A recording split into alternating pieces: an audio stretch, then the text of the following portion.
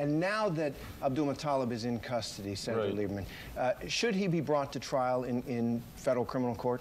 No, I think that's a very serious mistake. Look, President Obama said yesterday, Abdul Muttalib was trained by al-Qaeda in the Arabian Peninsula, equipped by al-Qaeda in the Arabian Peninsula, and directed by them to get on that plane and attack the United States of America. That was an act of war. He should be treated as a prisoner of war. He should be held in a military brig.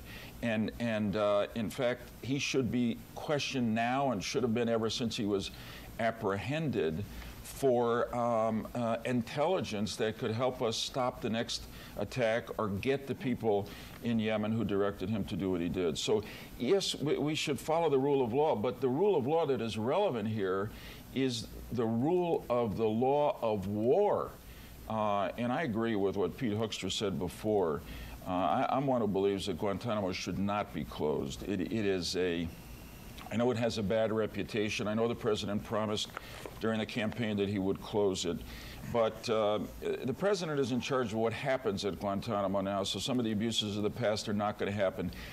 You could not find a better, more humane facility when it comes to a detention center in the world. It seems like a waste to me to take these people to Illinois. But one thing we better learn from this case on December 25th, it would be irresponsible to take any of the Yemeni detainees in Guantanamo and send them back to Yemen. We know from past experience that some of them will be back in the fight against us. The leader of al-Qaeda in the Arabian Peninsula broke out of a jail there until we killed him, apparently, in the raid of Christmas week. So we've got a lot to investigate, but I think we've learned a lot already about how to close some of the holes. I believe, incidentally, that we ought to take a look at taking that visa application and admission responsibility from the State Department. It doesn't really fit with foreign policy anymore.